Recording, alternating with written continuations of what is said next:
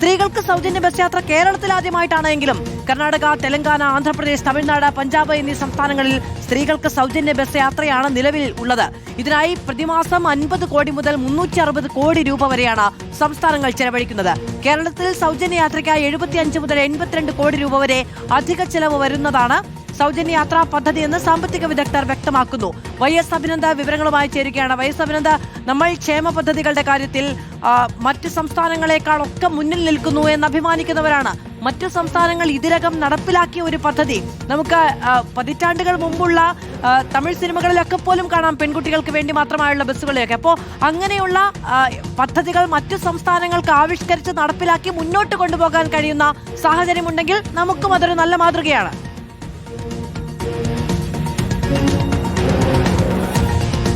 മാധു, സൗജന്യ ബസ് യാത്ര നടക്കുന്ന 9ാമത്തെ സംസ്ഥാനമായിരിക്കുകയാണ് കേരളം. കർണാടക ആയിരുന്നു ശക്തി സ്കീമിലൂടെ പദ്ധതി കൊണ്ടുവന്നത്. പിന്നീട് തെലങ്കാന മഹാലക്ഷ്മി സ്കീം, തമിഴ്നാട്ടിലാണെങ്കിൽ അത് മഹാലീർ വിദ്യാർ പയാനം സ്കീം, ആന്ധ്രാപ്രദേശിലാണെങ്കിൽ സ്ത്രീ ശക്തി സ്കീം, ഡൽഹിയിലാണെങ്കിൽ പിങ്ക് ടിക്കറ്റ്, പഞ്ചാബിലാണെങ്കിൽ free travel bus for women residents, Jammu കശ്മീരിലാണെങ്കിൽ ഫ്രീ വിമൻസ് ട്രാവൽ സ്കീം.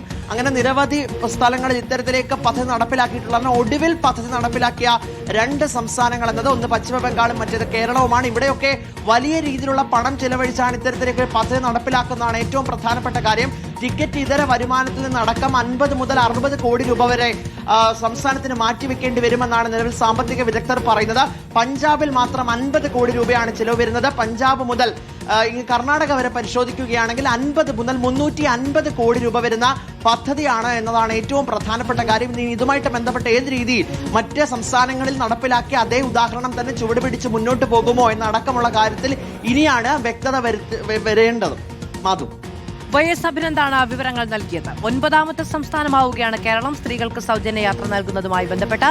അത് ഭാഗികമായിട്ടാണ് നടപ്പിലാക്കാൻ സർക്കാർ ഒരുങ്ങുന്നത് എന്നാണ് നമ്മുടെ മുന്നിലുള്ള വിവരം. ഇടവേള, തിരിച്ചുവരാം.